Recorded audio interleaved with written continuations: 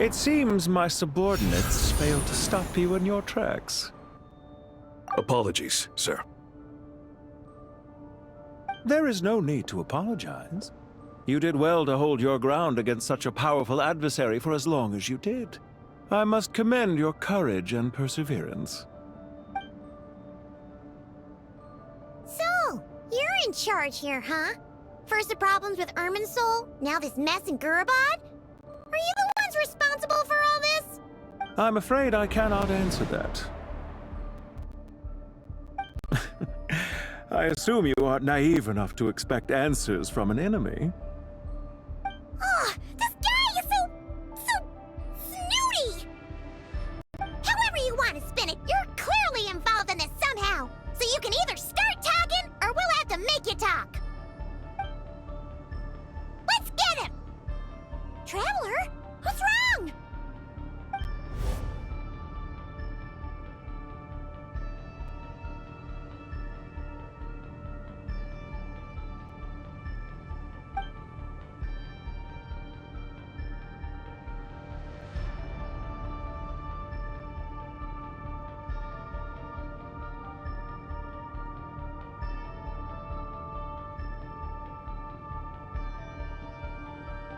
You're remarkably calm.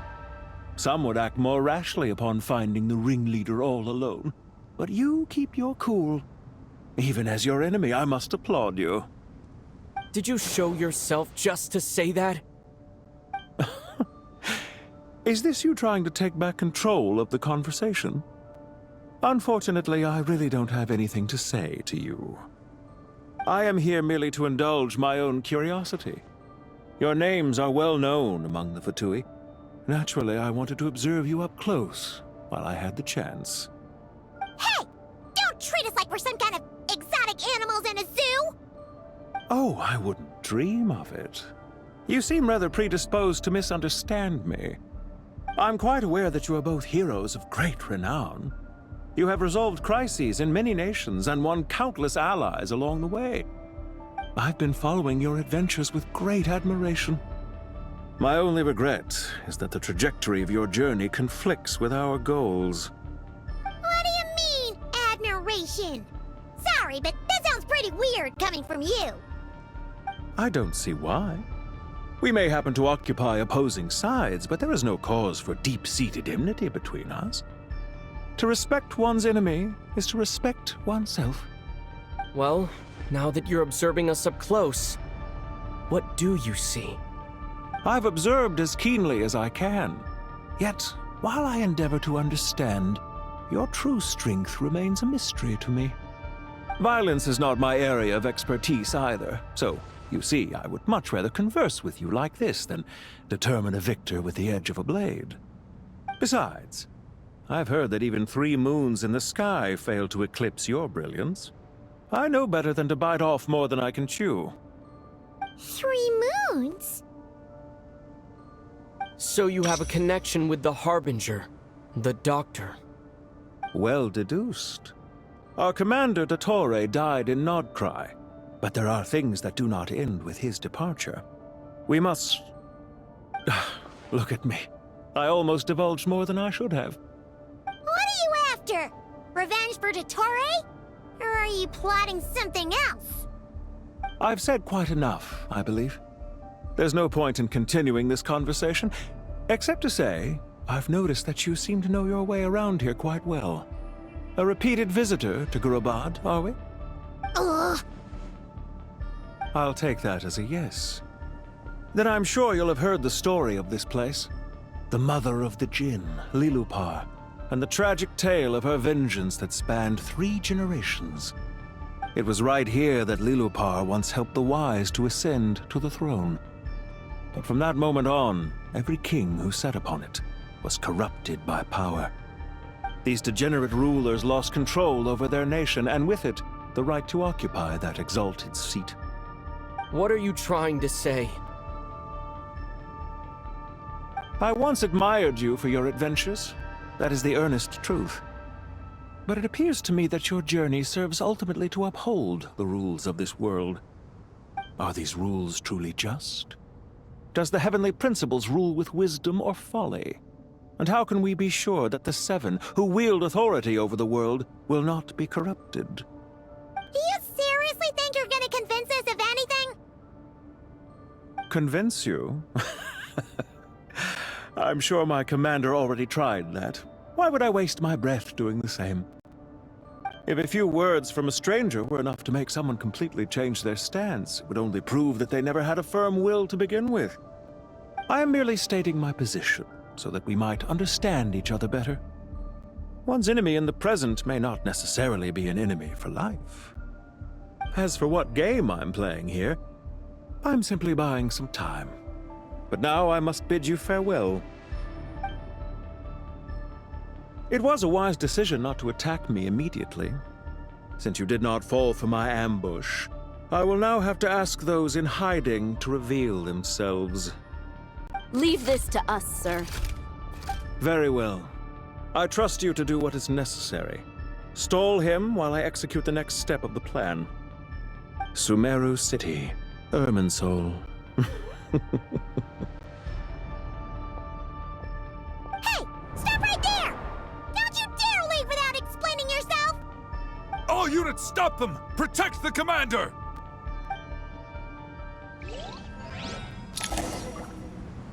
Did you hear that?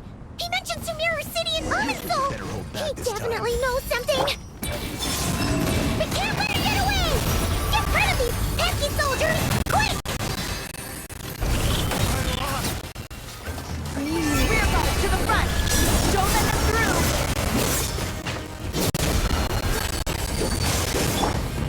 Illusion shattered! Inazuma shines eternal!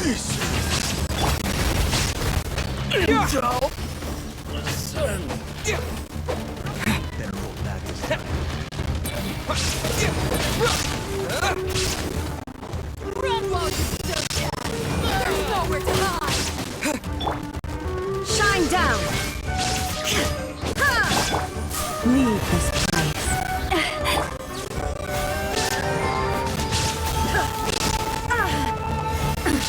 Absurd! A new moon. Get that thing in position! Hold on! Just a little longer! Dawn rises! Now you shall perish! There is no escape! By the frost moon gold.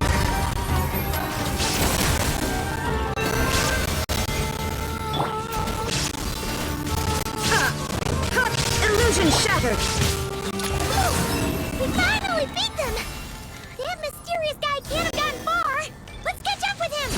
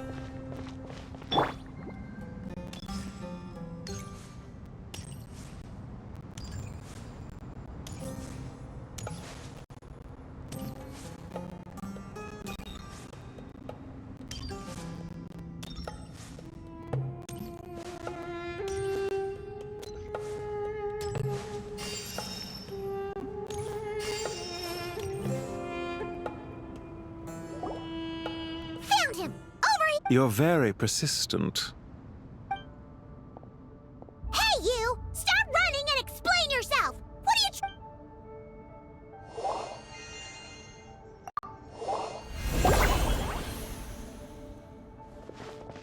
What's this? Relax. A small trap like this. The sandstorms from Gurabad will die down soon enough, but this small window of time was all we needed to launch the next phase of our plan.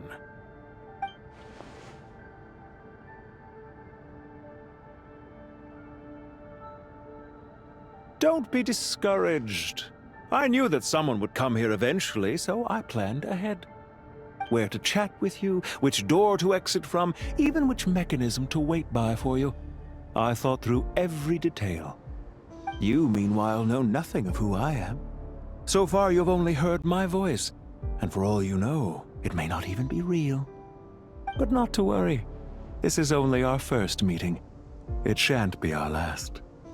Just answer me one last question. Why do you continue to follow Dottore? He has conducted countless cruel experiments, even on his subordinates. Follow isn't quite the right word. Let's just say even those you see as villains have their friends, even if they aren't the most sincere of friendships.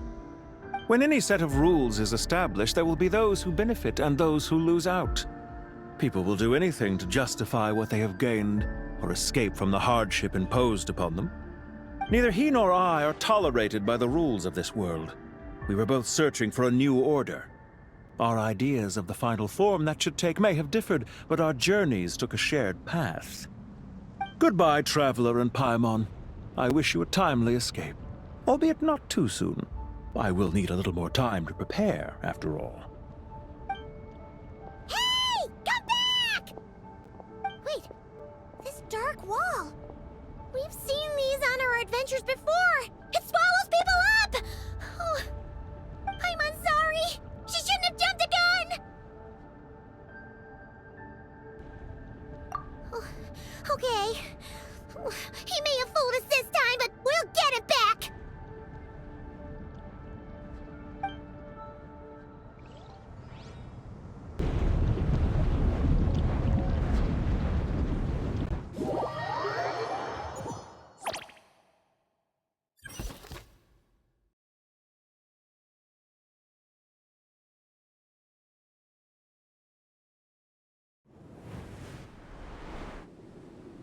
Sino and his team are guarding the north. We'll take this side. There's so many Jin. We can't let them get into Aru Village. Don't fret. I am well prepared for this situation. Huh. So you have a solution? Perhaps you're unaware that I have a trusty genie partner of my own, Plumpy. If I send her to negotiate with the others, this whole thing will be resolved before you can say Mora. Off you go, Plumpy!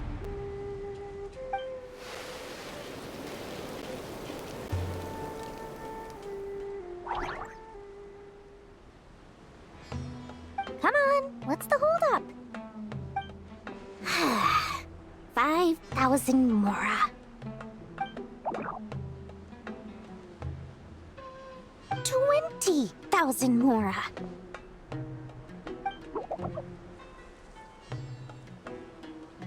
100,000 Mora. Final offer.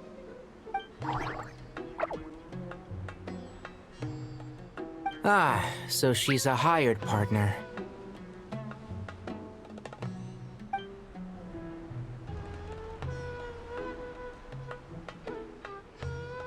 Hired partners are reliable too. Plumpy here is a highly skilled negotiator. You'll see. Just a few words from her and...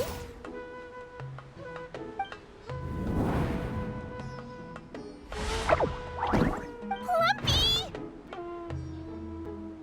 Don't you Jin have any respect for the rules? This was supposed to be a negotiation! How dare you treat my messenger like this?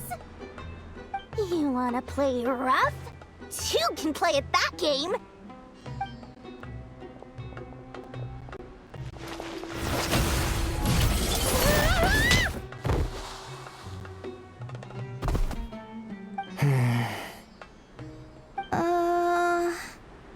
Looks like it's up to us now. Be careful, Kale. Yes, Master.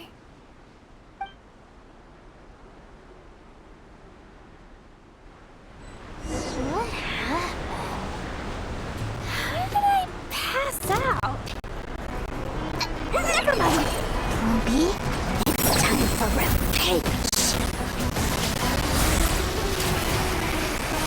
You know, this reminds me of when you first arrived in the Video Forest. You were trying to help a child, retrieve a lost toy when you stumbled upon Spinal Crocodile territory by mistake. Yeah, I remember. Our first time fighting side by side. Fighting side by side? I seem to recall swooping in to rescue you with a team of forest rangers. Please stop.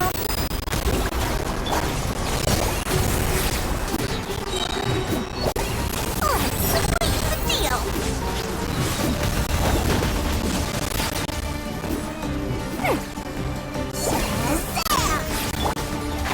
Can't see? I hear everything!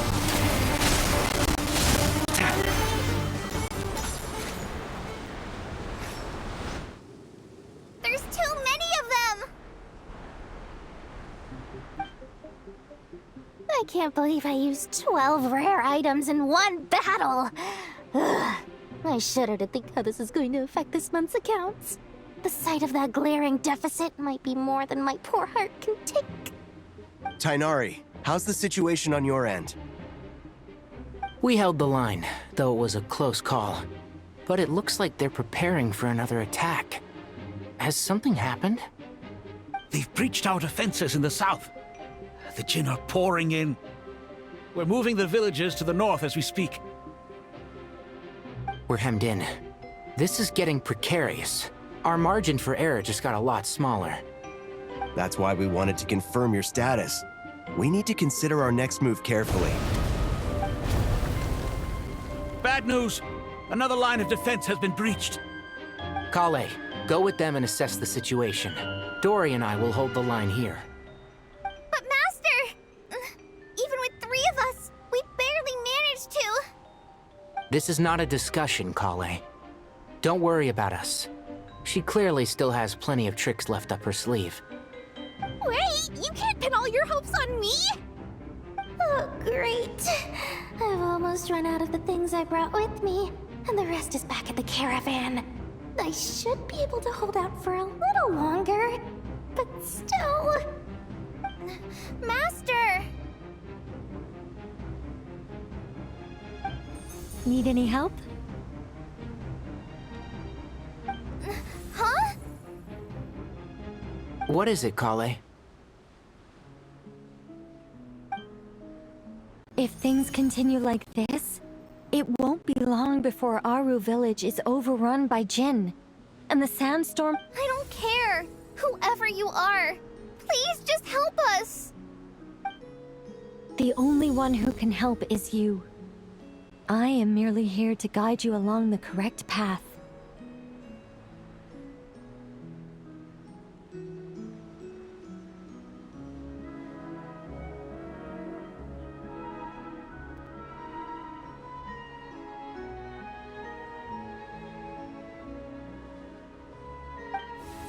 I am a spirit created at the beginning. I am a flickering illusion. I am the shimmering light that flows from the eyes of the Creator.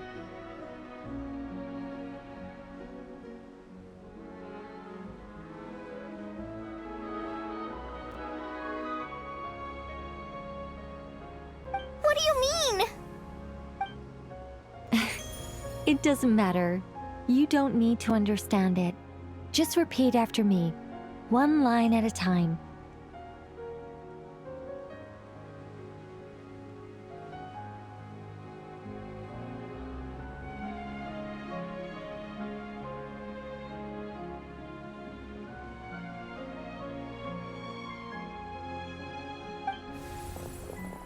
Watch out!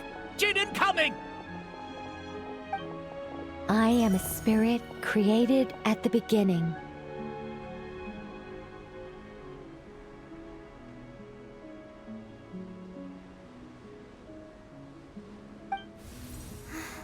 Here goes nothing. I am a spirit created at the beginning.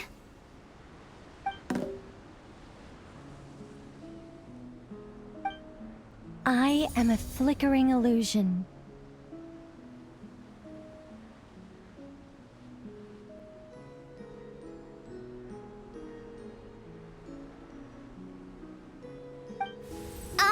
am a flickering illusion.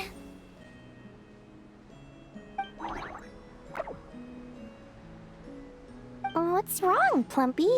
I've never seen you so agitated before. But how do you... Do you know what Kale is reciting? I am the shimmering light that flows from the eyes of the Creator.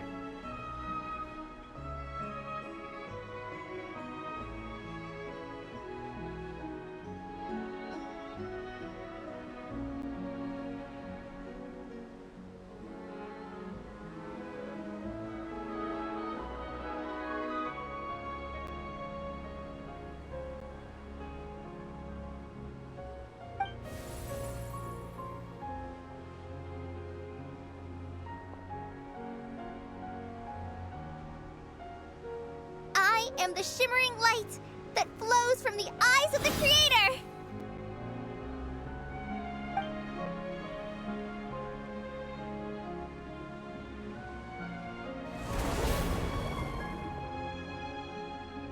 It's a song composed by the goddess of flowers, but very few records of it remain, even in Is Kale an avid historian? Not to my knowledge. The Jinn have actually quieted down. Although... no. Clearly, the songs left by the goddess of flowers have a soothing effect on them. At the very least, they're much calmer now. Really? Let me try. I am a spirit created at the beginning.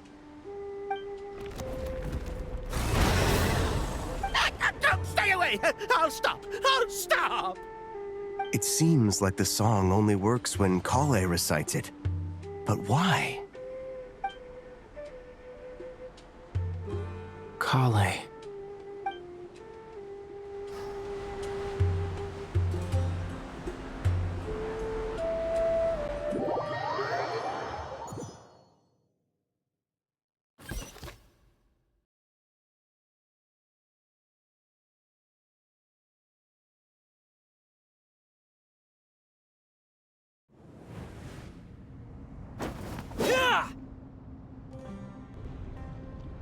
Any luck?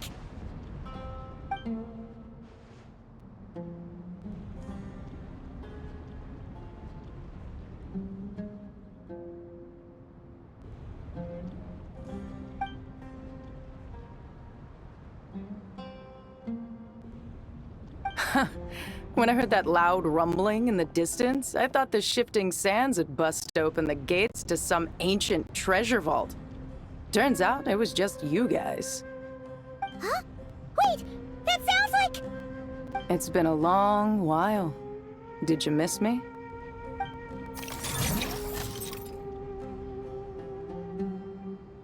Jet! Ben! Let's save the catching up for later. First, I gotta get you guys out of there. This should be the right mechanism. Ben, can you handle it?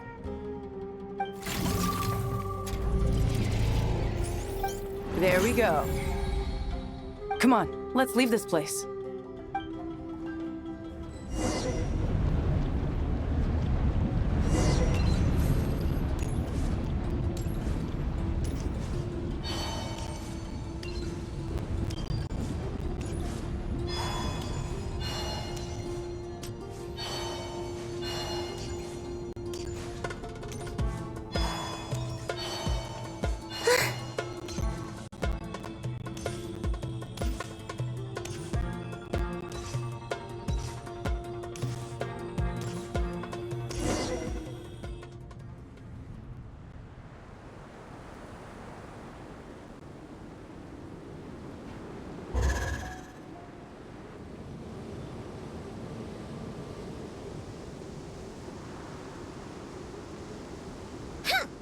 Fatui sure made themselves scarce.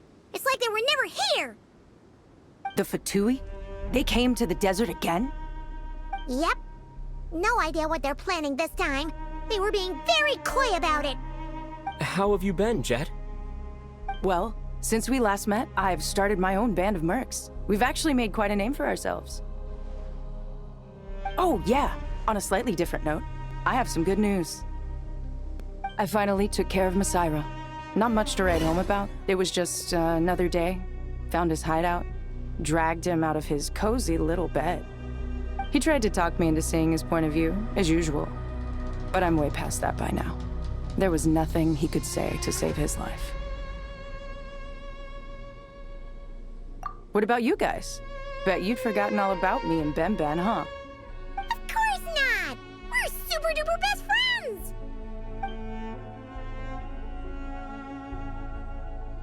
Wow. Sounds like I should make time to visit some other nations too. Anyway, what brings you to Gurabad? Oh, right. I almost forgot. We're here to look for Lilupar. Oh, that bottle? Yeah! We need her power to calm the Jinn and stop the sandstorms. Here's hoping we actually manage to find her, after all the trouble we've been through. Surely, with everything's been going on in Gurabad, she must have woken up, right? Only one way to find out.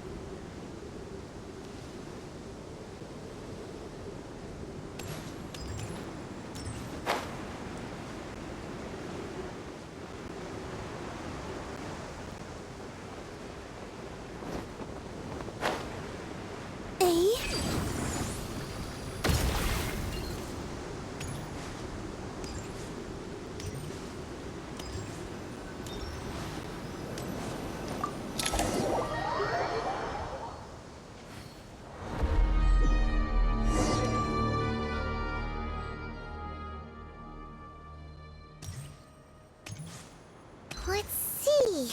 She should be around here somewhere. Aha! Found her!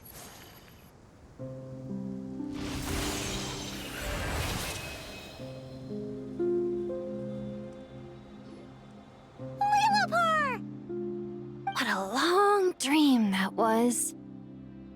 It's been a while, my master. Oh, and you're here too, little wildcat. The four of us back together again. Imagine that. After we last parted ways, I merged with the land beneath Gurabad to suppress the dark calamity stirring in the depths. It rekindled the flame of vengeance within the Jinn, depriving Gurabad of any hope of peace.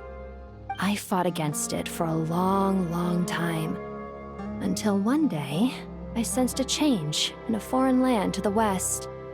Suddenly, the pitch-black abyss fell silent.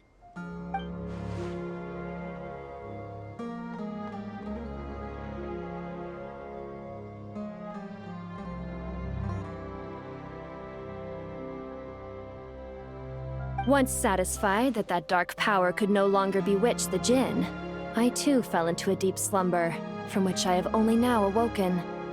Why have you returned to Gurabad, my master? And why is my sand-swept homeland in disarray once more? Well, basically, Sumeru's in danger and a lot of our friends are affected. Some bad guys messed around with Irminsul and now they've released the Jinn in here. We managed to chase off the culprits, but we have no idea how to seal this place back up and stop the sandstorms. Child's play. I shall quell the Jinn and scatter the storms. Thank you, Lilupar.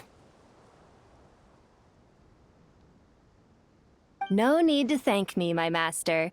I have granted many wishes in my time, and this was the most trivial of them all.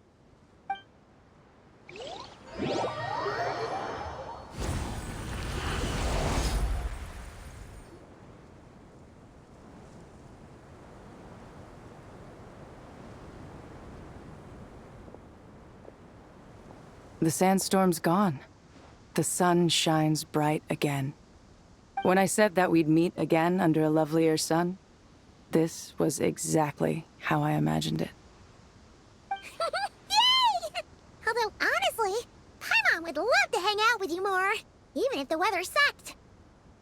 Well, There shouldn't be any more gin breaking out, right? Are we okay to head back? Sounds good. You can introduce us to your other friends. Another adventure begins. Lovely.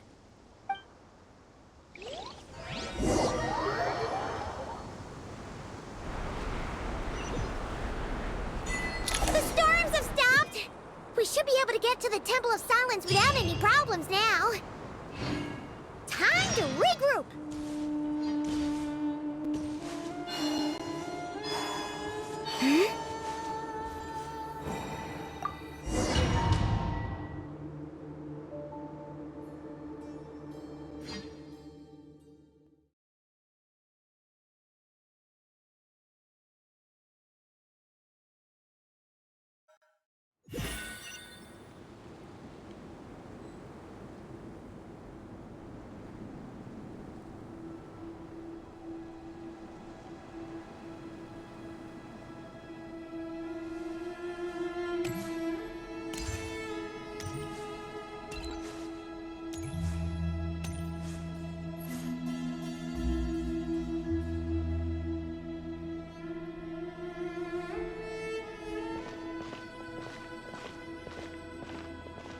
So, this is the Temple of Silence. I've heard the Nagarjanites mention it in passing, but I never imagined it would be this big. It's colossal. I thought the temple moved to the rainforest ages ago. When did they scamper back into the desert? I don't know. This plan sounds a little too risky for my liking. Even in King Deshret's day, this was experimental technology. We have no idea what could happen if we activate it. Well, unless you know of another viable alternative for the Akasha terminal, I'm afraid this is our only option. The plan is sound, and the risks are manageable. However, if we are to proceed, we must act quickly. The scale of this project is enormous. Even with Kave, Faruzan, and every other scholar of mechanics working on it full-time, the proposed modifications won't happen overnight.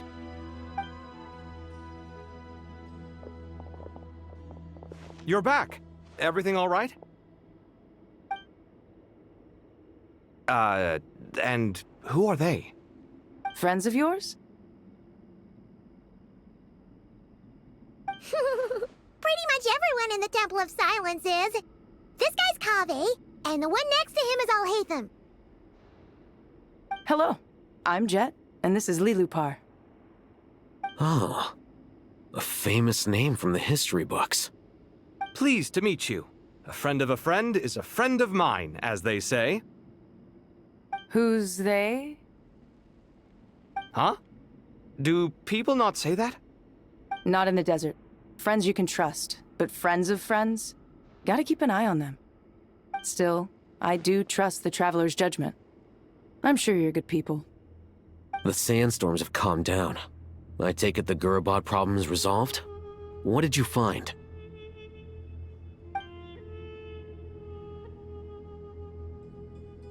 And after getting all smarmy with us, he trapped us there. Luckily, Jet used the mechanism outside to free us, and then we got Lilupar to put a stop to the chaos. Wow. Thanks for being there to help them.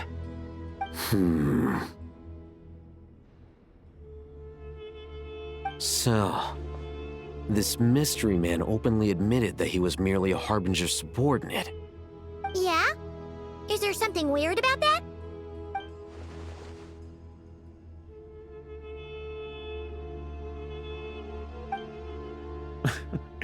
I assume you aren't naive enough to expect answers from an enemy. Well deduced. Our commander, Dottore, died in Nordcry.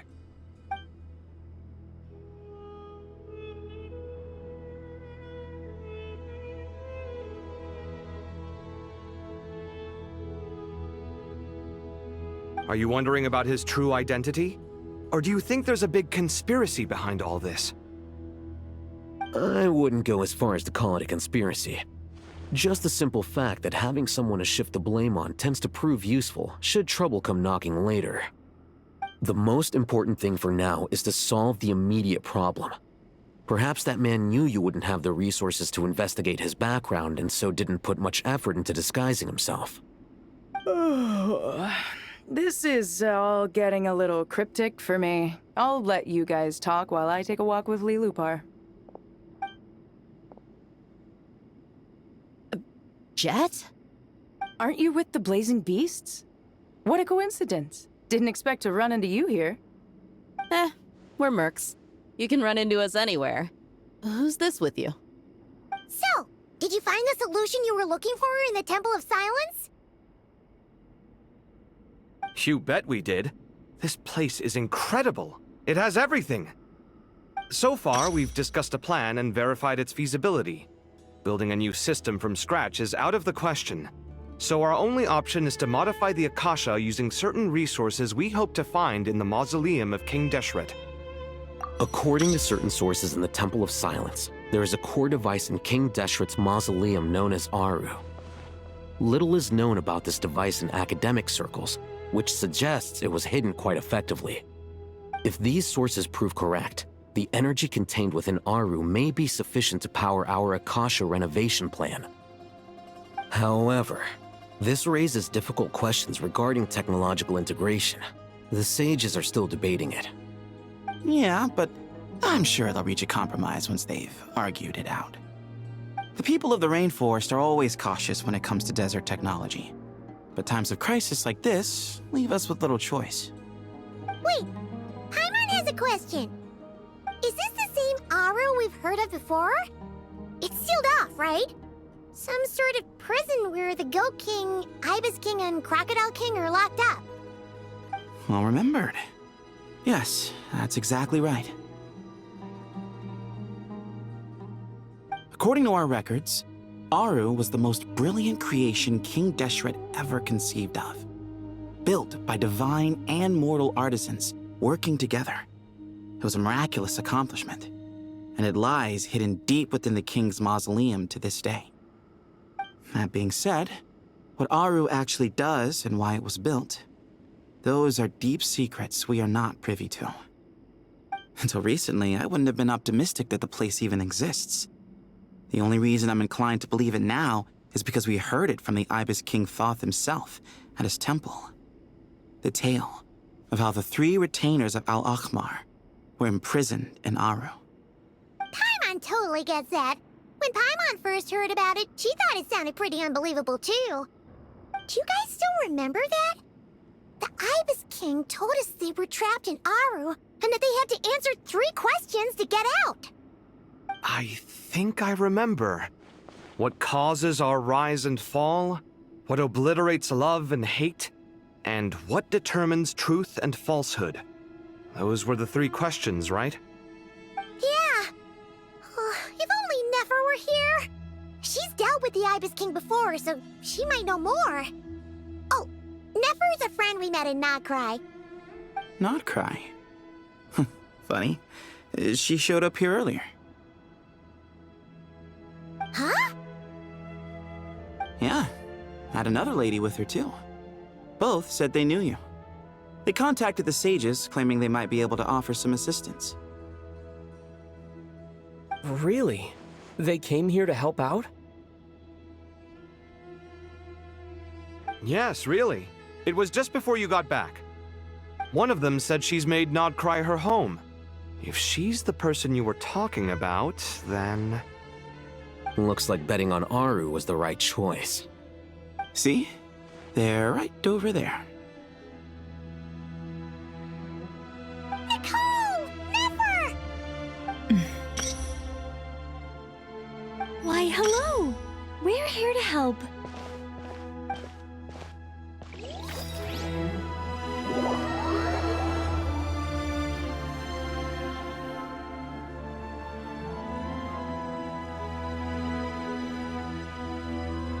It's a good thing we left early. We almost got locked out. Locked out? What do you mean? Oh, you haven't heard? An invisible barrier has appeared around Sumeru's borders, cutting off all travel in and out. no one can leave and no one can enter. Sumeru has become a lonely island. Are the Fatui behind this too? Actually, no. This has nothing to do with them. I suspect it's a defense mechanism within Irminsul itself. Irminsul is the source of Tevat's ley lines, after all, and Sumeru is the nation closest to it. I imagine this function was put in place to seal the entire region off in the event of serious damage, preventing the disaster from spreading to the rest of Tevat. It may have been implemented long ago. But doesn't that mean that the people here won't be able to escape to other nations if the anomaly keeps spreading? Currently, that does appear to be the case, which is precisely why I am here.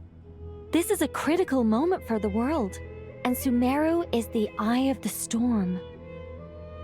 Paimon's surprised you managed to convince her to come back to Sumeru. Indeed. Even for someone of my wisdom and eloquence, this tested my skills to the limit. And why should it concern me that Sumeru's in trouble? Surely you don't think I still have feelings for that place? Judging by your tone, I suppose you don't. Sounds like you don't know much about my past. And here I thought you knew everything.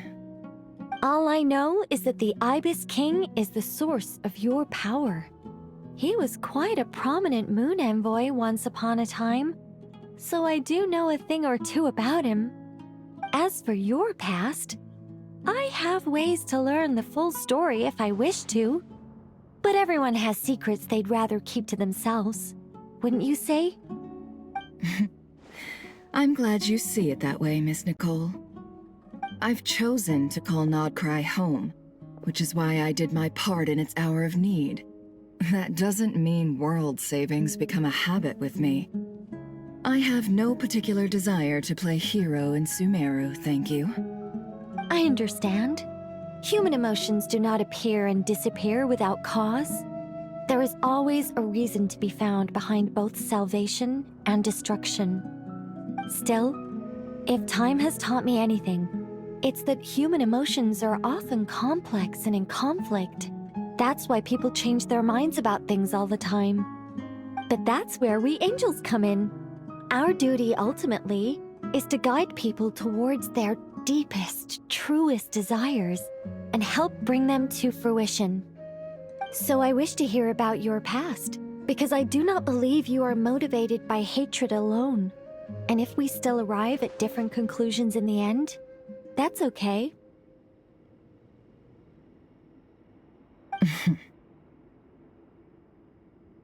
I refuse. Wait, what? But I set the atmosphere and everything. Isn't this supposed to be the moment when we finally open up to one another? Is it? Maybe I'm not so good at reading the atmosphere. You're right, Nicole. There's more to me than just hatred. Had it consumed me, I'd be left stuck in the past forever, never living in the present. But I don't think that your guidance can change my mind. The all-consuming sands, the bloodshed, both deserved and undeserved. Those old emotions cling to me like a shadow. Do you wish to shake them off? No. I hope to remember them forever. Those emotions and memories shaped me into the person I am today. They'll always be a part of me. In that case, would you like to hear my perspective, at least? Sure. It's not every day you get to hear an angel's opinion. A long, long time ago, when the angels still walked freely upon the earth, I found life tedious. Monotonous work, lukewarm relationships. Things weren't nearly as interesting as they are now. And yet, since the angel's demise, I have found myself missing those days on more than one occasion. Human emotions are often attached to a person, a place, or an object. When those things are gone, the memories quickly fade, and the emotions slip away along with them. If Sumeru were destroyed, both rainforest and desert would be no more. With the object of your hatred wiped from existence, it would not take long for the memories buried deep in your heart to slowly fade. Both love and hate are intense emotions, but they are nothing compared to the void left behind when they disappear. Most sophisticated, Miss Nicole. But anyone focused on the future could only ever applaud the destruction of the things they hate. Still, I'm a special case. Someone once told me that human memory is more. As much as I dislike Sumeru, this is no way for it to perish. All right, you win. I'll help you out a little, but I won't work for free. How much will you need? You're not gonna milk this for all it's worth, are you? What do you think? I'll be upfront with you. I don't have much more on me. If that's what you need, I could borrow some from Alice. Or perhaps I could pay in sculptures. The ones I carve are actually worth quite a lot. Just cover my travel expenses. Huh? Is that all? That's all. Given all the people I owe favors to, I can just about justify a trip to Sumeru. Yehoda! Here, boss! What do you need? I'm going back to Sumeru for a while. While I'm away, you'll be in charge of the curatorium.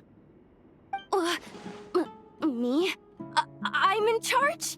Whoa! Don't worry, boss. You can count on me!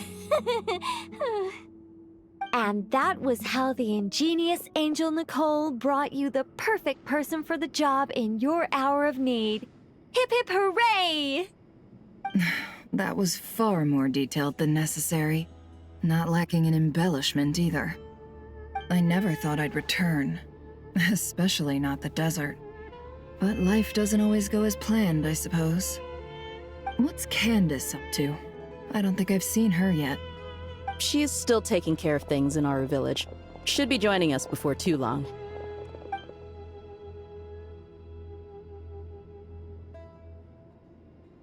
Oh, and sorry. Hope we're not interrupting anything.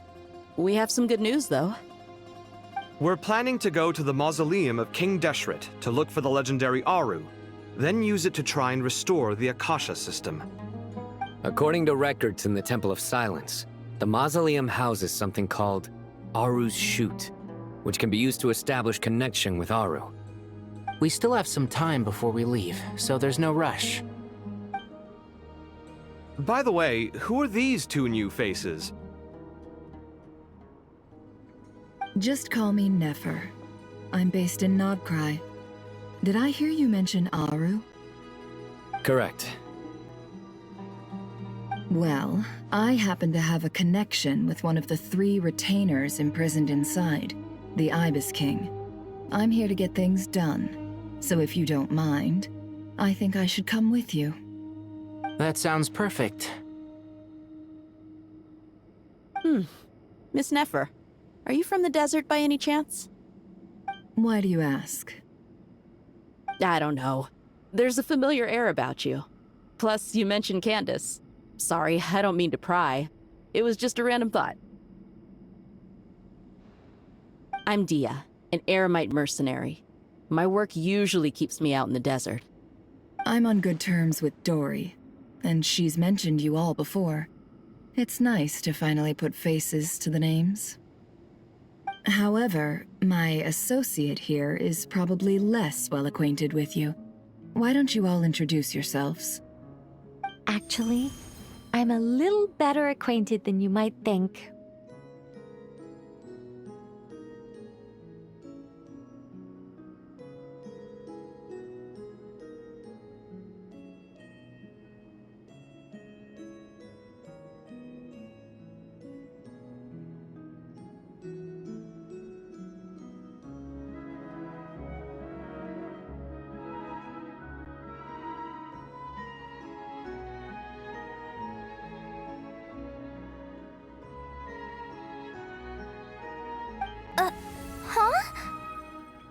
Huh. Are my eyes playing tricks on me? It looked like you spoke without moving your mouth. Ventriloquism. I have heard tell of it before. What is it, Kale? It's you! You're the voice who's been speaking in my head, aren't you? You encouraged me to report my dreams to the Dendro Archon, and got me to recite that magic prayer. Mm-hmm. I have many titles, but let's go with the most pertinent one. I am Nicole Rain, an angel who has lived since ancient times. An angel? Sounds like a big deal, but, what exactly is an angel? Oh, Well, we're a rather long-living race of beings. Not gods, technically, but we can still tell you a lot of stories from ancient history. Yep! And she's also an amazing sculptor! You could say she's a real creative type. Well, ma'am, if both the Traveler and Paimon give you rave reviews, you must be pretty impressive. Oh, please don't call me ma'am. I find it so awkward when people get too formal with me. Just relax and be yourselves. No need to be nervous. Miss Nicole, if it's okay, could I ask you a few questions? Yes, you may. I can see your heart is filled with confusion, and you are desperate for answers. I also know which questions you want to ask me. Why did you dream of Sumeru City in disarray? Why did those verses soothe the Jinn only when recited by you? I can guide you to the truth, but it involves a personal secret of yours. I'd prefer to speak with you alone, if possible.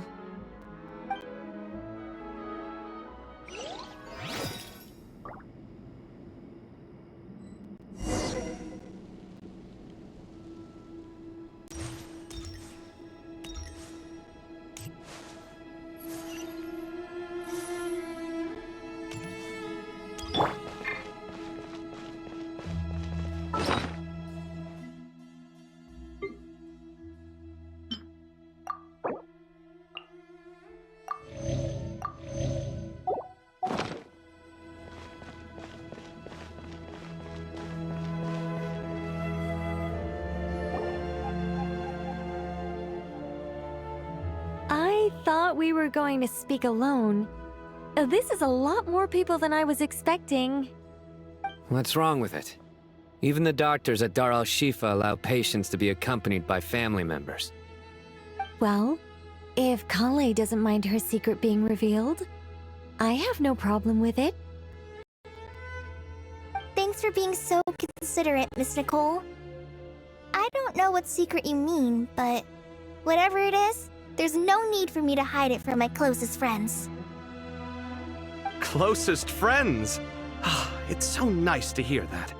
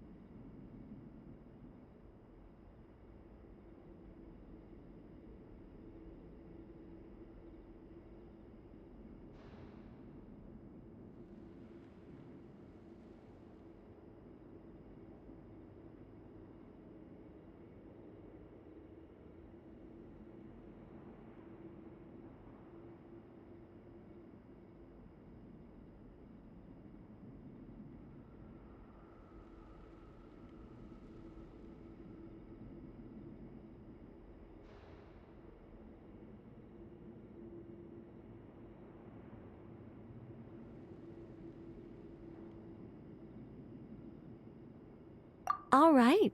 In that case, I'll get right to it. Kale, are you aware that there are god remains inside your body? I am. When I was young, I got sick with Elazar. Nothing could cure it.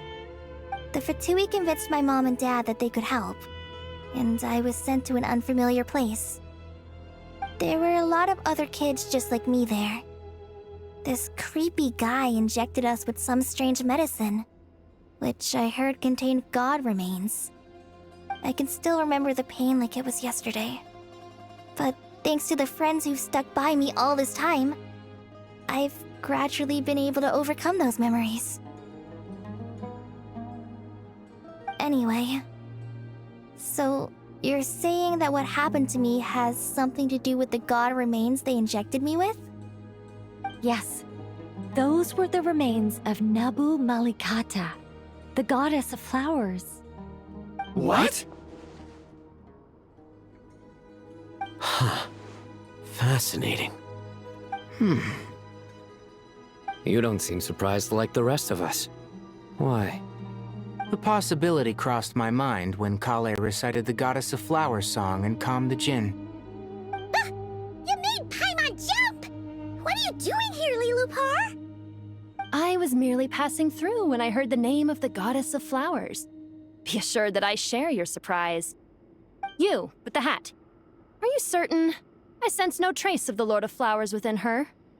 Well, it is a very small fragment.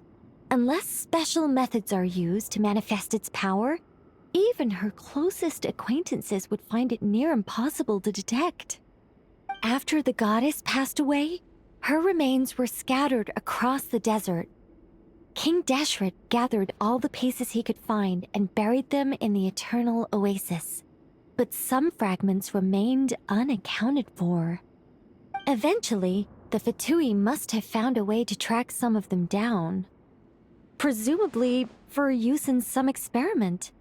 It's not an uncommon occurrence. You're more shaken than I thought. In one sense, you've been extraordinarily lucky.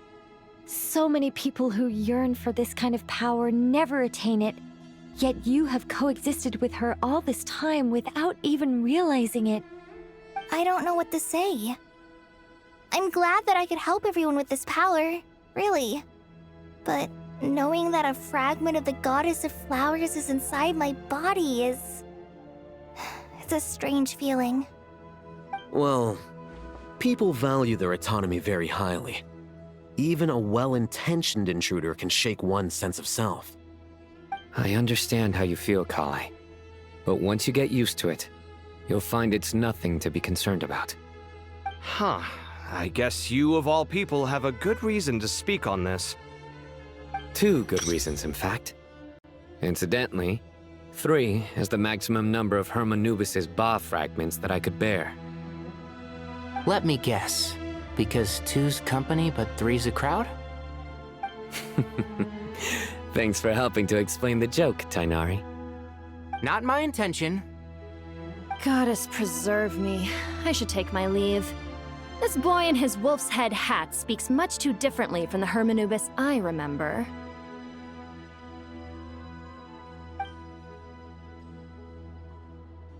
Kale, all I'm trying to say is, no matter how many Hermanubis fragments there are within me, you wouldn't think of me as Hermanubis. In the same way, you are simply you. Yeah, I know what you mean. So about that dream I had, was it a warning from the Goddess of Flowers? Yes. Just like me, she was an angel created by the primordial humans, born with the instinct to guide living beings. Though her body and soul have perished, her essence retains its natural instincts. Even her smallest remaining fragments would do their utmost to send you that warning. The Mother of Dreams? Lord of Flowers and Oases? She must have had a premonition. That is why she gave that dream to you. We won't let our efforts go to waste. But I still don't understand. Why me? Yes. Why indeed? You weren't the only one injected with god remains, but only in you have her fragments persisted. I suspect it may be because of the firm will you showed in the face of suffering. She was likely assimilated by that will. Of course, this doesn't mean you have to shoulder any extra responsibility. As this young man said, you are who you are, and that will not change. All right, any further questions from the family members of the patient? If not, we should head to the mausoleum of King Deshret. Let's move out. Time to put our plan into action. We all hope it'll work. But will we really be able to open Aru? And even if all 7 pillars of King Deshret agree to let us proceed, the scale of the work to follow is daunting to say the least. Haven't you handled other big projects before? I mean, the biggest project I've worked on to date is probably the Palace of Alcazarzaray, I guess? But this is orders of magnitude beyond that. It's a total nightmare. Look on the bright side. At least this time you're actually here when Sumeru needs you most. You won't have to come asking me for details after the fact. Mock me all you want. But now that I'm here, things will be resolved far more quickly and smoothly than last time. Kave's self-doubt disappeared in an instant. Like magic. Well, this confidence is most gladdening. Now, go and pack your things.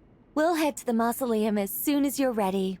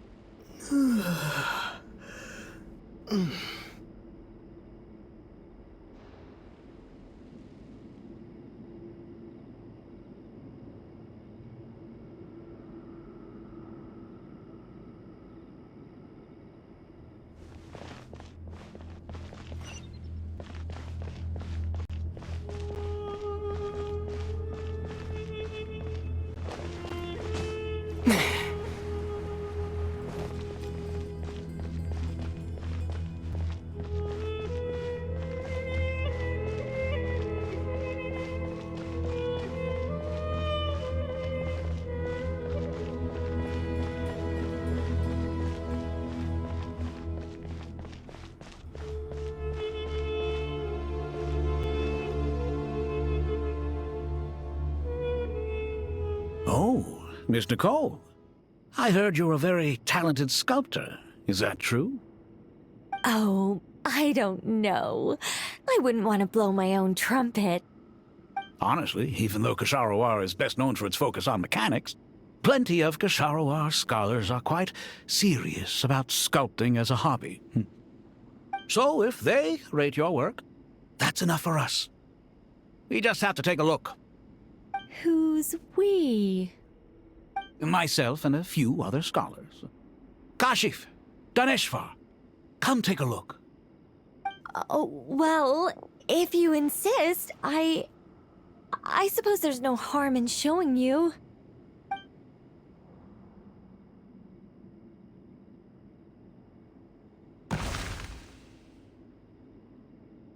Whoa! Where did that come from? Look at the level of detail. It's so lifelike. The squirrel descends from the heavens like a champion, and the earth trembles beneath its feet. What do you think? Striking, isn't it? Kaveh? Kaveh, come here for a sec. Oh, and Madame Farazan, didn't you used to study in our darshan? Come take a look. All right, but hang on a moment. I have to finish reviewing this proposal first. You called? What is it, youngster? This squirrel statue. Isn't it cute? Oh, a squirrel. I wouldn't say cute per se. The realism is what stands out to me. Were you trying to carve a statue of a hero, young lady? Oh, a hero? I suppose so. Actually, I didn't really have a specific theme in mind. I just started working on it, and this is how it turned out. I see. Well, do you tend to read novels about heroes in your spare time? As a matter of fact, I do quite enjoy those. Everyone loves a good tale of daring do, right? Then perhaps the statue represents the heroic tale you long to see deep down inside. Also on the subject of heroism, I feel that if the subject posed with a finger raised towards the heavens, it would lend a greater gravitas to the overall image. I'm sure some would call it cliché or old-fashioned, but not me. I think it would be a perfect fit. It has a certain classical beauty about it. Kaveh! Sorry, Madame Faruzan, I'm a little busy right now. Don't wait up for me. What a pity. That young man has excellent aesthetic tastes. I was hoping to ask him for his opinion. What a genius idea! Why didn't I think of that? Classical beauty is a great direction to explore. That's it. Once I get back, I'm going to sculpt a heroic squirrel pointing its finger towards the sky. Precisely. A declaration of victory. You understand my vision. Then place the two statues face to face. Yes! That's exactly what I was thinking. It'll be a masterpiece, Miss... I'm sorry, I didn't catch your name. Just call me Nicole. Madame Faruzan? Was it? What? Oh, no. That wouldn't be right. Why ever not? Madam is a state of mind cultivated from within. Anyone may call me Madam if they so desire. My dear Miss Nicole, once we make it through these trying times, should we have the pleasure of meeting again, I shall look forward to seeing your new work. In this day of age, it's rare to find people with an appreciation for classical aesthetics. Meeting you was truly a pleasant surprise. Honestly, I feel the same way. It's been a long time since I met anyone interested in this style of statue. Clearly, they don't call you Madam for nothing. Also, I have to say, you're a very good judge of character. Because when I think about it, I really am someone who likes stories about heroes. That must be why I've quietly kept watch over generation after generation of them. Sorry, keeping watch over heroes? What exactly do you do for a living? Oh, never mind that. Let's not tell Madame Farrozon about Miss Nicole's true identity for now. Good idea. Let's limit the conversation to aesthetics.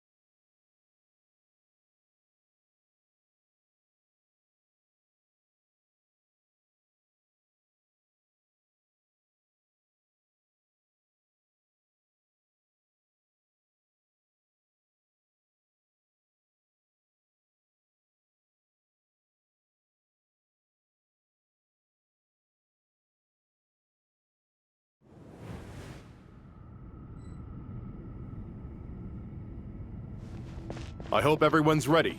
We'll be arriving at our destination very shortly.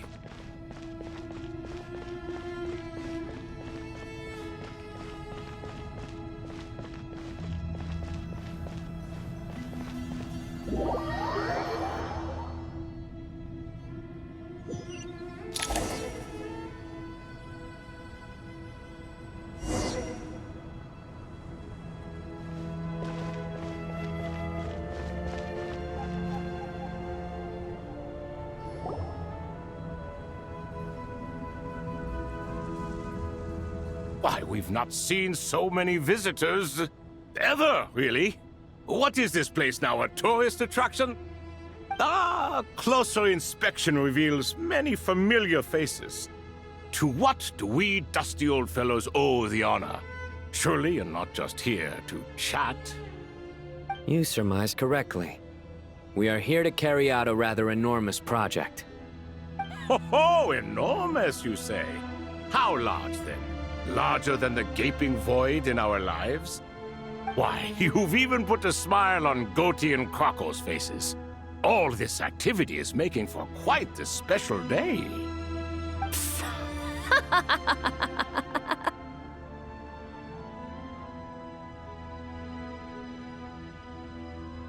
I know that laugh. Lilipar? What on earth are you doing here? Oh, this is hilarious. Turns out good things really do come to those who wait. As long as you stay alive long enough. When did you three get locked up in here?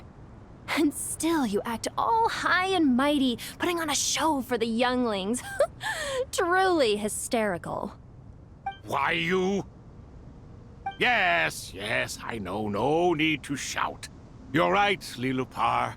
Goatee, Crocco, and I all have the same problem. But didn't King Deshret seal you away?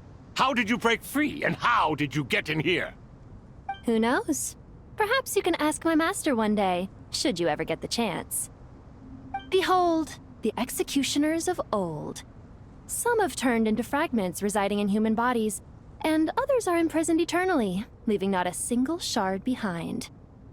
It's almost tragic, watching lowly prisoners like you act all self-important.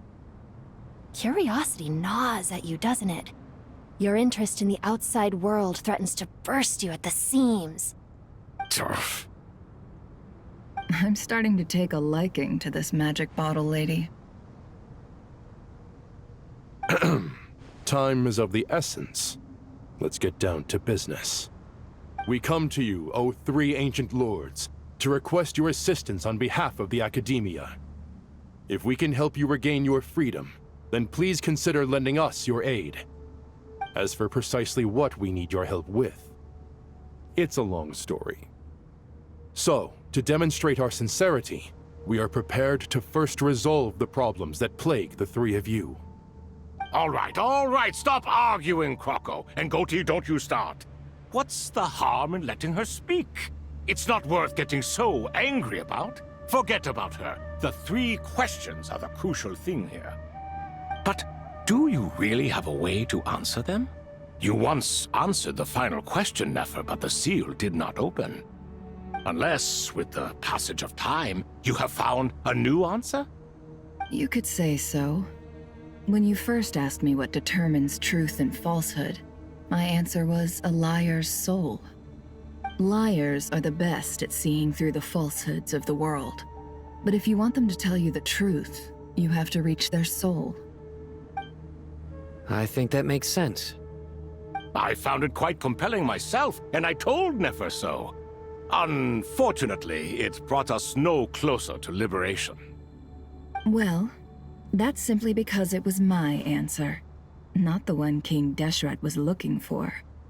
Can you guess which answer Al-Ahmar wanted then? Time. And that's not only the answer to the final question, it's the answer to all three of them. All things wax and wane with the passage of time. Love and hate eventually fade into nothing. Current affairs are always fraught with conflict and controversy. Only time can distinguish between right and wrong. You once described King Deshret as a proud man. I'd say that the prouder someone is, the more inclined they are to believe that only time is qualified to be their judge. Time. Well. Indeed. Perhaps in building Aru, our king was in fact attempting to reverse time, to bring love and hate, right and wrong, the rise and fall of all things back to their point of origin.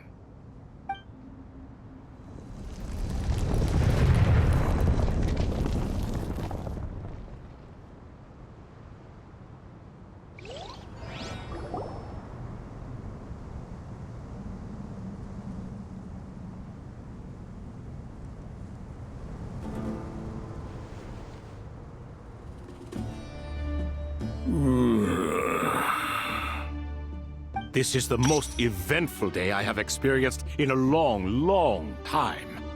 You have my sincere gratitude. Are those 3 of the 7 pillars? Turns out the statues were quite faithful to the source. You 3 seem to be in good spirits. Prison can help a person grow and learn to cherish what they have. Nevertheless, after everything you've done for me, I sincerely hope you never have to experience it for yourself. Hello, Nefer. It's good to see you, Thoth the Ibis King. Nice. Definitely puts my mind at ease, seeing you two getting along so well. Should we maybe introduce ourselves, or... Sure. I'm Sethos, the current leader of the Temple of Silence. This is General Mahamatra Sino, and this is the former Spantamad sage, Cyrus. But I'm guessing none of that means a whole lot to you. Everything is equally new to us, in truth. We've been gone from this mortal world for longer than you can imagine. Let's hold off on the introductions for now. We can always ask Nefer about you later. It'll give me something to talk about with my chosen disciple. You're like a helpless parent. Gods and people of yore are not necessarily welcome in today's world. Self-awareness is one of my finest qualities. I thought I ought to share its fruits with you two. Is that so? Well, I think we'll take it in stride, just as we did with the 3 questions. Let's not forget, it was my persistence that won you both your freedom. Fair point. I have to applaud your persistence. And I must praise you for your wisdom. Now, state your wishes, young ones. I'm sorry? Why, your tremendous accomplishments deserve a reward, do they not? You must let us do something for you in return. General Mahamatra, what do you think? I won't beat around the bush. Sumeru is facing a crisis the likes of which have never been seen before, and we need your help. Every calamity throughout the ages has been connected to us in one way or another, whether we were its cause or consequence.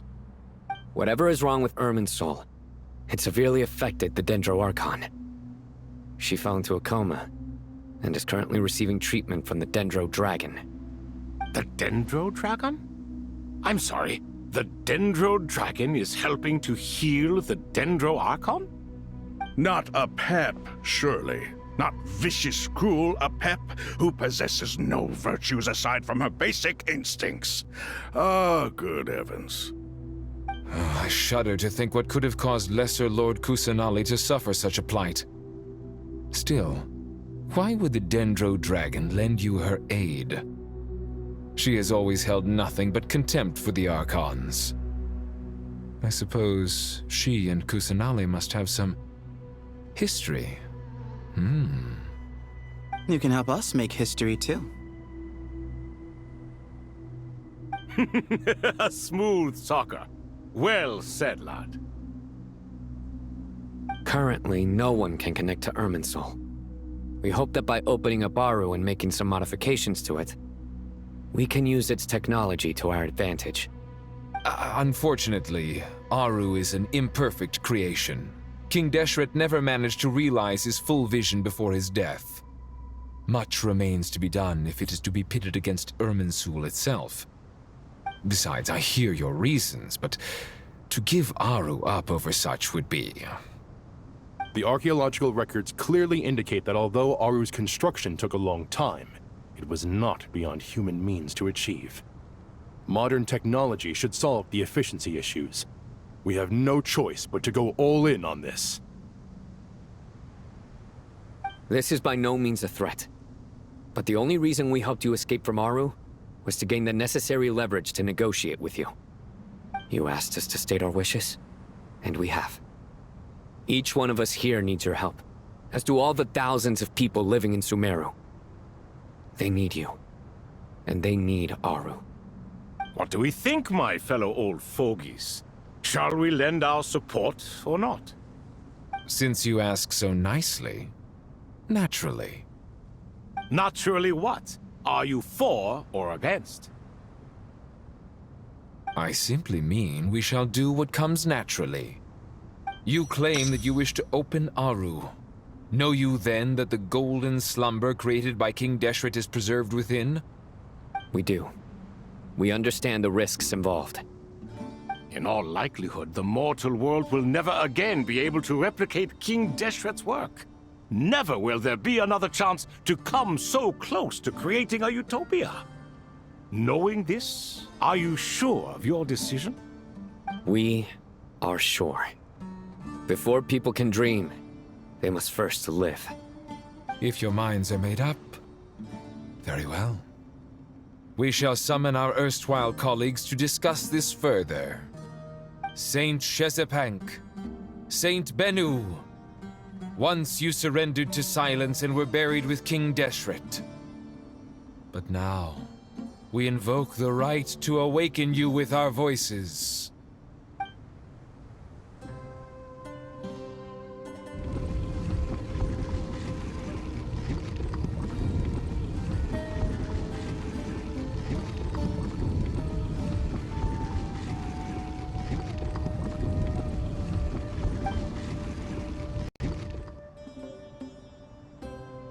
Saint Binu, responding to your call. 3 kings detected. Initiating autonomous will. Saint Shezbank, responding to your call. 3 kings detected. Initiating autonomous will. Ah, Lord Herreshoff. What a long time it has been. I trust you are keeping well. Then your trust in my well-being has long outlived your physical body.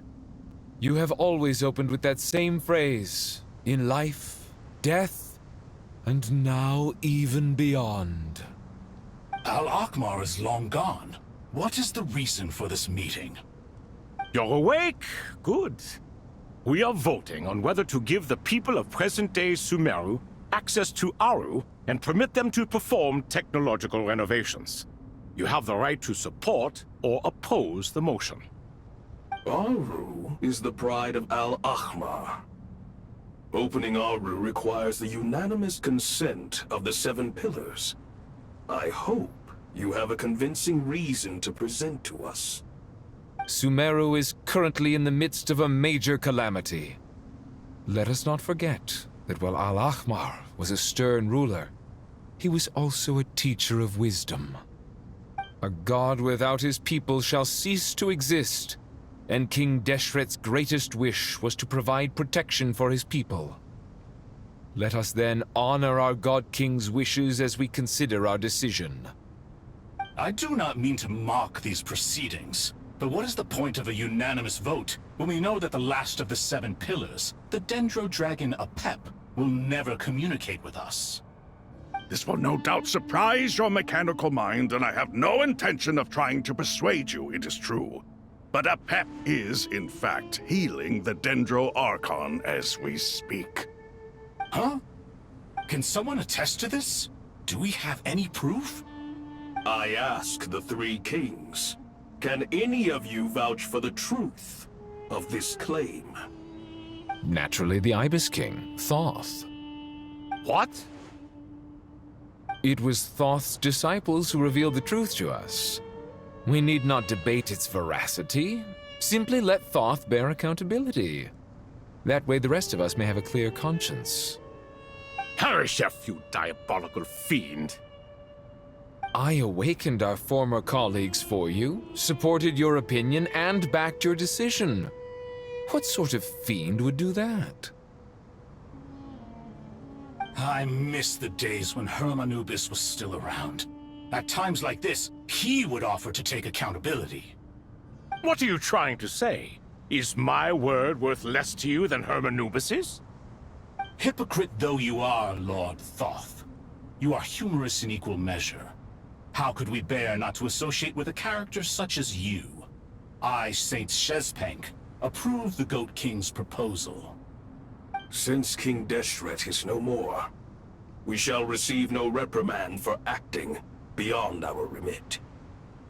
Nevertheless, I sincerely hope that those before us understand the significance of what they intend to do. Remember, the moment that Aru is liberated, the myriad souls residing within the Golden Slumber will return to the ley lines.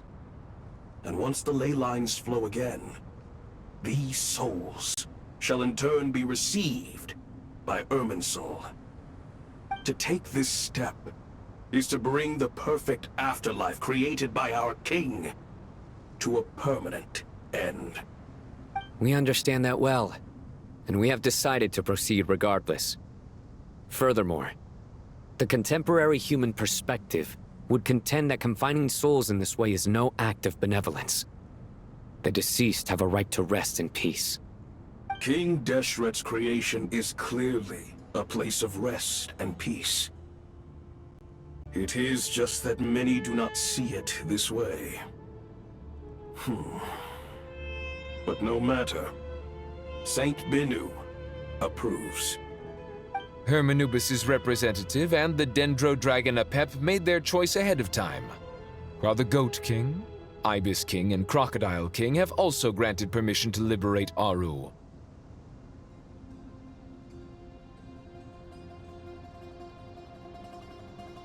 By the grace of His Majesty, guided by His wisdom and will, let the gates of Aru be reopened.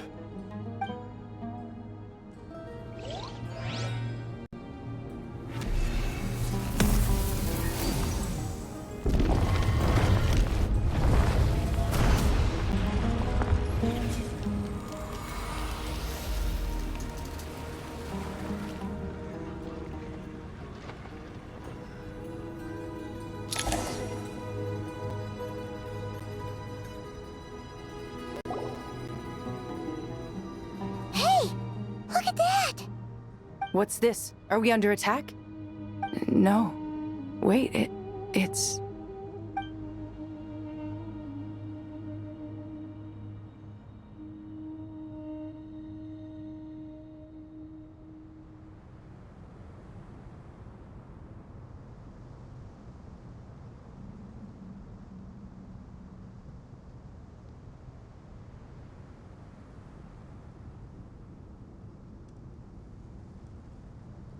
Here you are.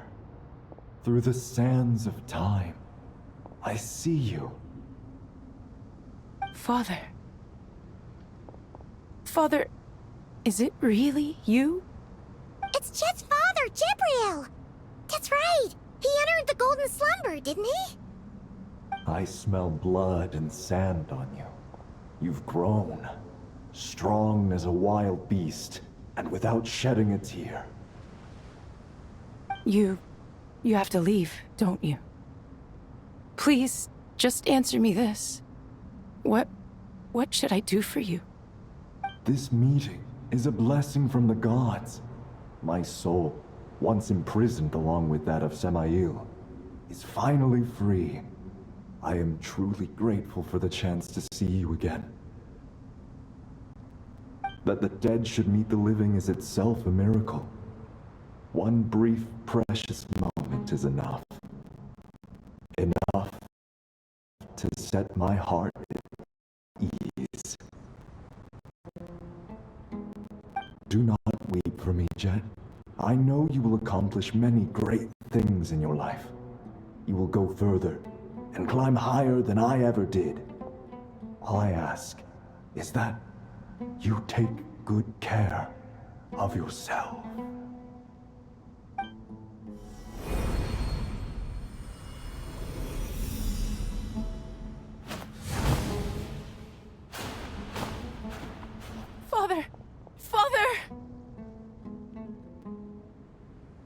Father.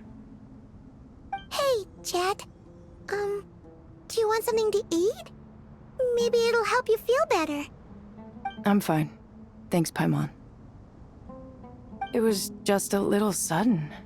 The chance to see my father again meant the world to me.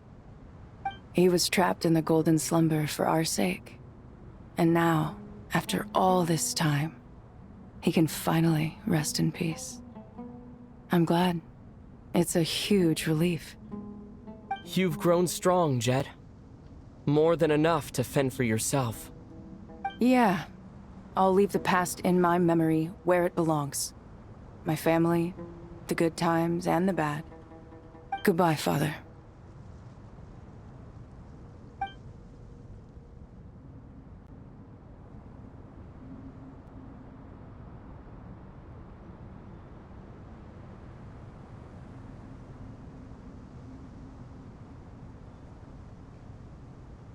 Ah, me, what a touching reunion that was. It seems we did a good deed today. We three retainers, once imprisoned for our iniquity, are surely the least qualified to judge whether this deed is good or bad. Either way, Aru is open. Now you have your opportunity, and with it, whatever trouble may ensue. Although Aru was created by a god, human craftsmanship was nevertheless required to build the gate that connects it to this world. Perhaps the relationship between gods and humanity follows a similar principle. As for your proposed renovations, we cannot determine which functions to keep or discard. Proceed as you see fit, but Please entrust the task to your most accomplished scholars, or Bennu will be most displeased. It matters not. The Ibis King shall be accountable if any problems arise. Ibis, you chose to take on disciples, and so it follows that you must accept the risks of associating with humans. If I'd known you'd be like this, I would have locked all of you away in Aru, never to leave again for all eternity. All of us? What does this have to do with me? Vilify me no further. Scholars, since you have liberated Aru, allow me to present you with a gift. Using Aru's power, we shall install a defense mechanism at our king's mausoleum. You must be guarded even against Irminsul itself. This shall afford you some convenience. Unseen and unheard. From this moment forth, none may by sight or hearing perceive anything said or done within the mausoleum. Amazing.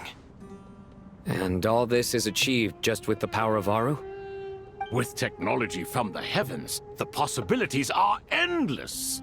Just because King Deshret did not use it for this purpose does not mean that it cannot be done. So, marvel away. This is the reward you have earned. All right. Well, that resolves the issue of confidentiality. What about the technical side? Do we have the manpower? Why, yes. I've already contacted them. They'll be here soon.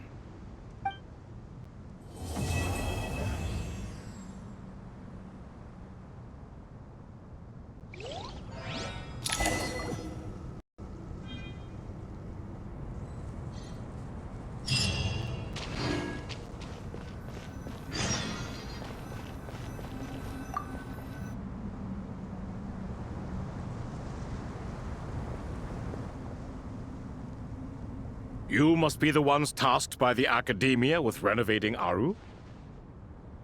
That's right. Good afternoon.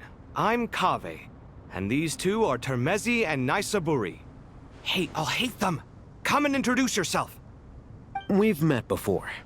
This is Thoth, the Ibis King, and everyone knows these two. Afternoon, gentlemen. I've only ever seen these two in murals!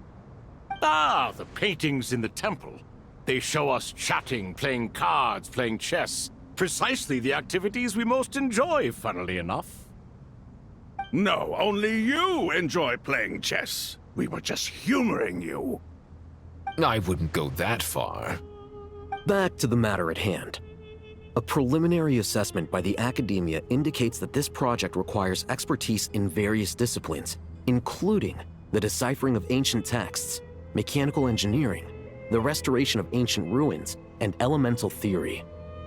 The most capable minds in their respective fields are here before you. If there are no objections, we'd like to begin our work. The artisans who built Aru for Al-Ahmar gave their very lives to create this splendid work. Follow their example by giving your utmost devotion to this project. I didn't know that. We'll do our best, of course, but we certainly won't be sacrificing our lives. Such brazen words. Humans these days are a far cry from their ancestors. What little respect you show for King Deshret. No, that's not what he meant. Please, don't mind him. He shares your sentiments, just not your, penchant for hyperbole. Assuming that's what you were going for? I just think it's important to manage expectations. Forgive my lack of courtesy, but we simply can't sacrifice our lives to the gods on completion of the project like people in the legends of old. Here's a first draft of the project proposal for your perusal. Please let us know if you have any requests. Normally, I'd have made it look a lot more visually appealing, but we were really pressed for time on this occasion. I hope you'll forgive me if it's a little rough around the edges. Naturally. If my fellow ministers deem this meager display of respect sufficient, I suppose I can consider agreeing to their proposal. Why are you so preoccupied with the ostentatious displays of respect to Al-Ahmar? We should be trying to make things easy for them. You never know. We might have to rely on these young people to look after us in our old age. Exactly. This is Aru's mainframe. Be reminded to use it with great caution. We certainly will. Thank you for your assistance. You may attempt to lay out punishments should you so desire, though I'm afraid it would be futile. You and I both know that certain components of Aru can only be operated by humans. King Deshret always believed in humanity. Still, the reason that Aru's modules are designed that way is not so much because he trusted them, but more because he was wary of you. Is that true? No wonder human artisans helped to build Aru then. He actually required human assistance to create his greatest work. Naturally. Have you noticed that the Goat King keeps giving superficial responses? It's like he's just going through the motions and leaving the real debate to his colleagues. He understands the art of perfunctory speech. That's what earned him his position as the Minister of Ministers. It seems the rumors about King Deshret being a poor judge of character are baseless after all. Excuse me for being blunt, but it sounds suspiciously like you're putting yourself on a pedestal and mocking me. You're mistaken. And while there's nothing strictly wrong with making every conversation about yourself, it's not exactly a positive tendency either. You? Whatever. I knew it'd be like this working with you. All right, let me past. I need to look at this console. It's your job to activate it after all. Let's begin. Everyone, please proceed with the external checks and preparations as per the procedures outlined in the engineering plan.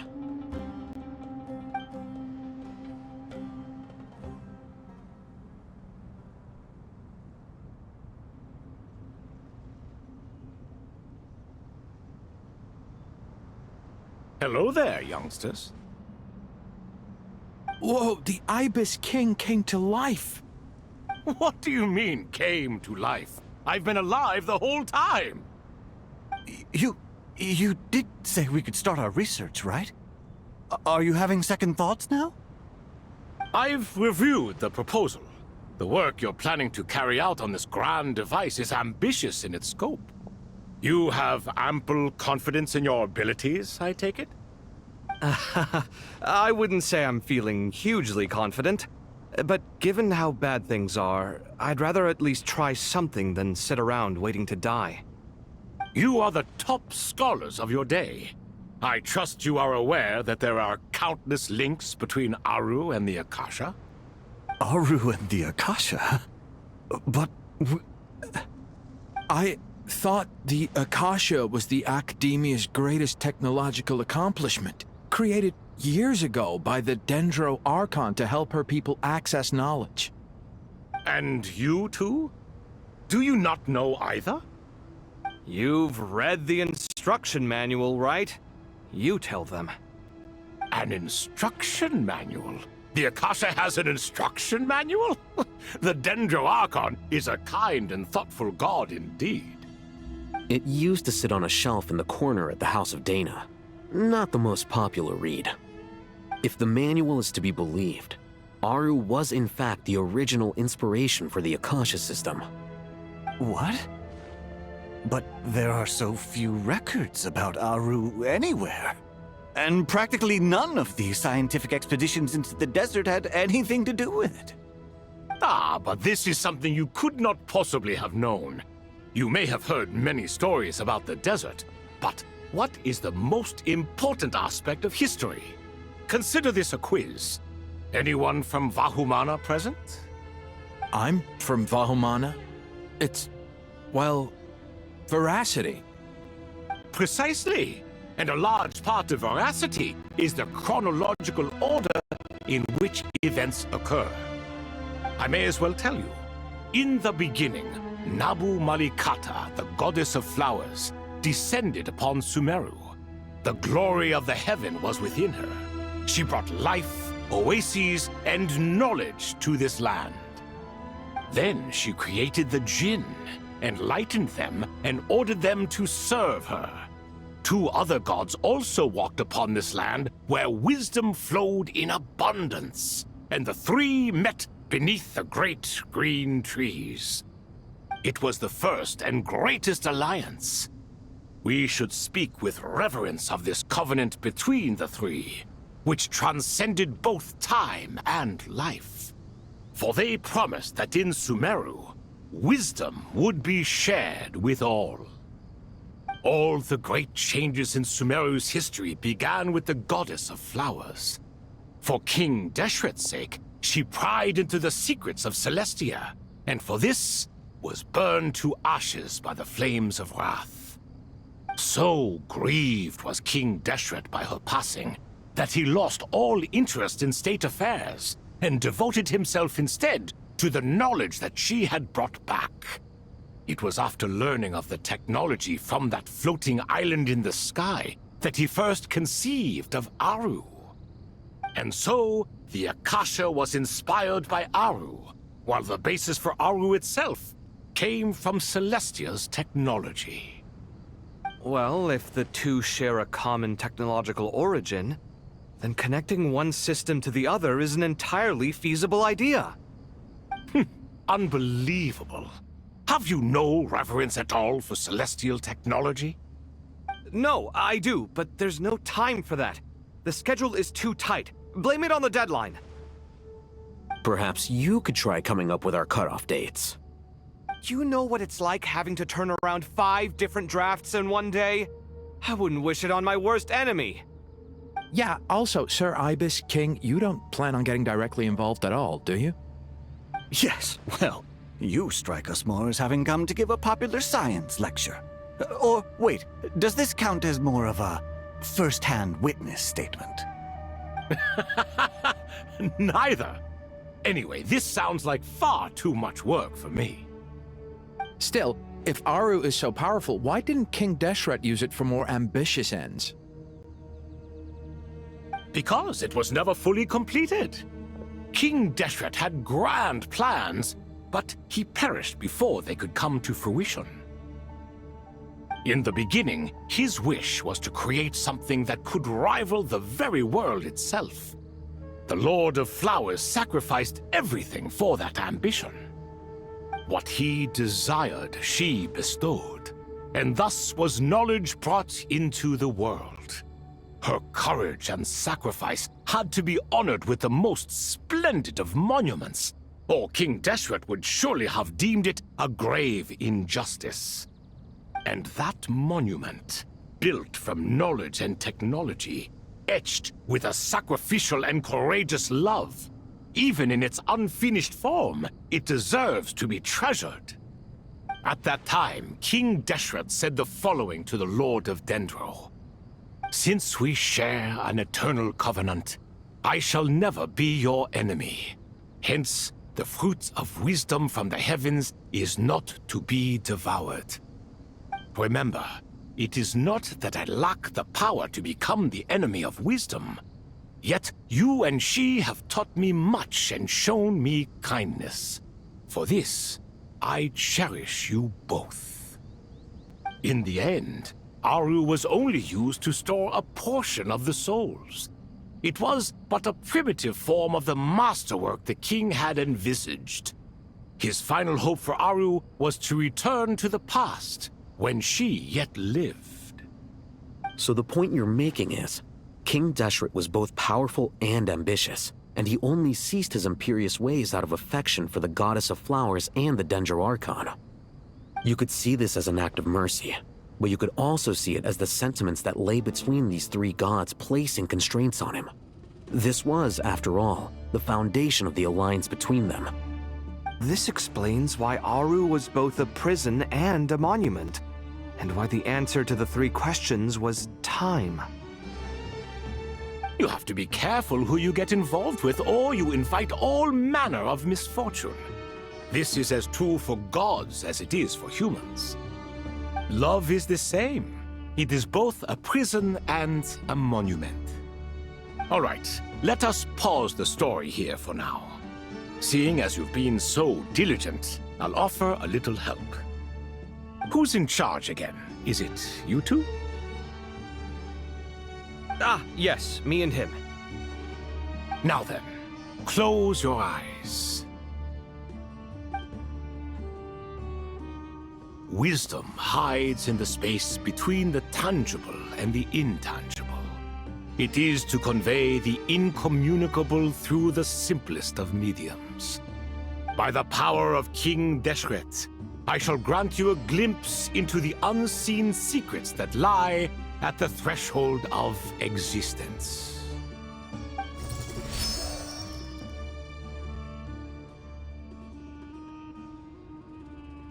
Where did this come from? Is it a new mechanism? It looks more like some form of externalized information. You've rendered it visible? Just as the Akasha allows you to access a greater range of knowledge, the power of our king permits one to perceive ingenuities that do not belong to this world. This is no ordinary mechanism. It reflects the internal structure of Aru. Whether you choose to increase or decrease, keep or discard. Come, use these to achieve the outcome you desire. Looks mechanical to me. Better let me handle it, just in case. But wait, how do I get up there? Turn around. So that's where the elevator is!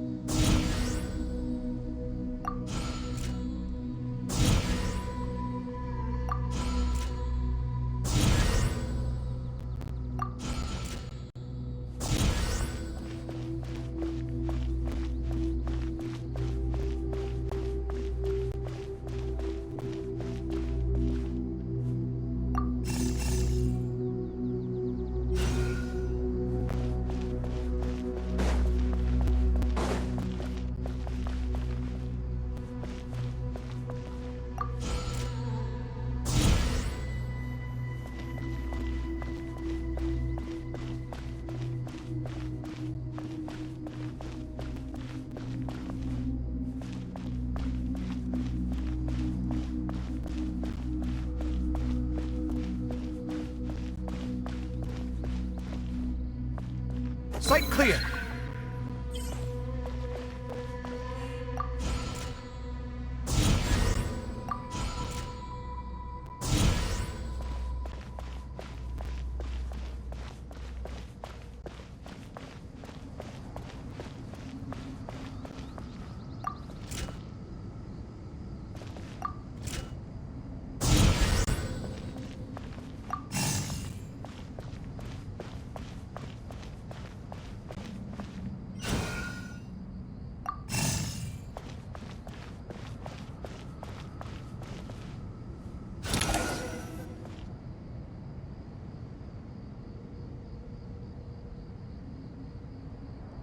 Obelisks were used to record important information in the ancient desert civilization. Hey, Al-Haytham, there's some writing here I'll need you to decipher. I've sent it to your screen. Do you see it? Got it. It's a little blurry, but I should manage. Take a look and tell me what it says. Oh, and I'll send any other similar text directly to you from now on. Let's start with this one. It's a variant of an older script. Herein lie verses written for the Yellow Sands. Looks like cultural information from the age of King Deshret. If so, I suggest you delete it. Words thrown together merely for fun. I had no idea Aru kept a record of this. Well, as long as you're certain that this is strictly private information, that's fine. It is unimportant. All right, well, I guess I'll start now.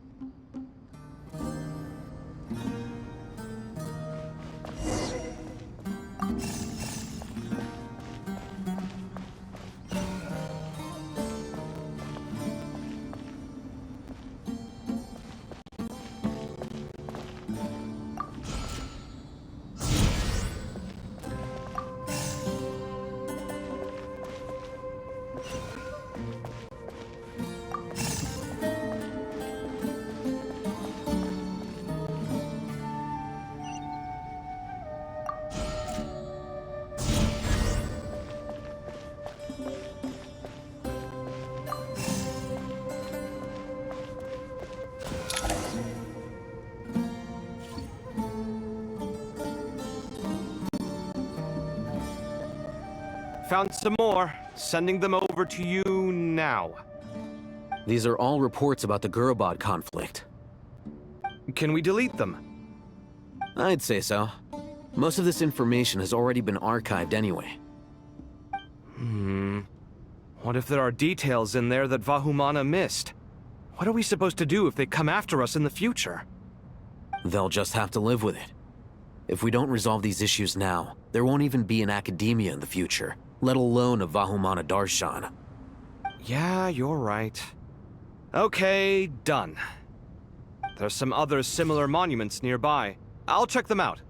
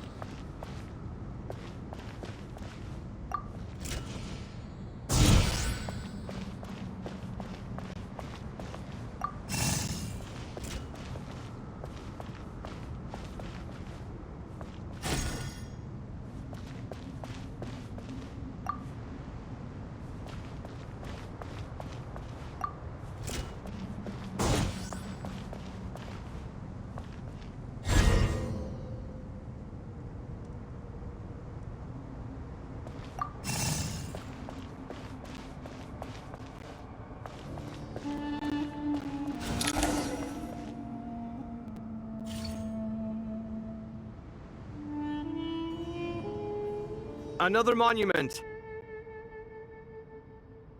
Hold on.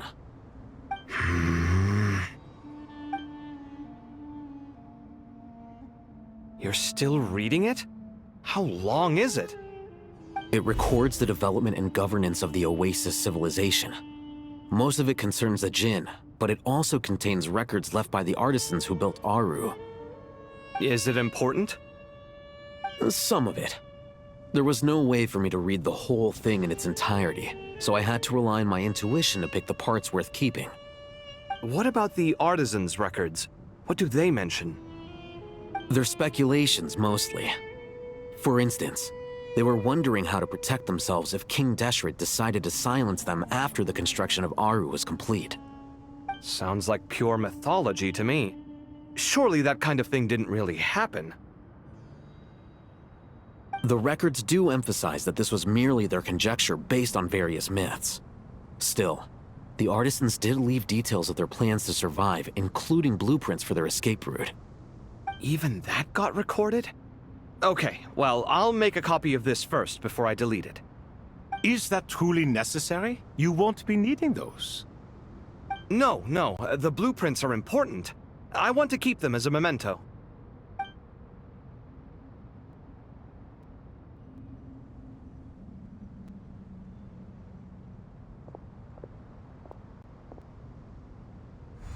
I think that should just about do it. It meets the requirements of the contingency plans, so we should be good. I gotta say, it's the strangest feeling, this cross between reality and the intangible. It's like drifting between life and death, or in and out of a dream, using my own hands to manipulate illusions that are forever out of reach. Chasing dreams in the most literal sense. Definitely a novel experience. What happens if my spirit just floats away? That won't happen. Anyway, I wouldn't celebrate just yet if I were you. There's likely to be a phase 2 of this project. All right. I'd better keep my wits about me then.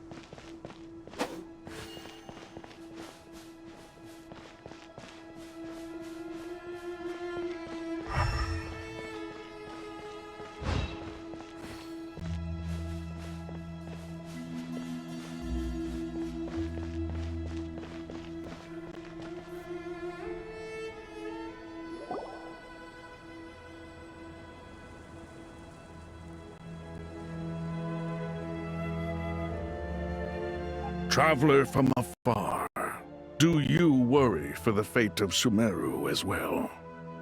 Whoa! It's so big the Crocodile King!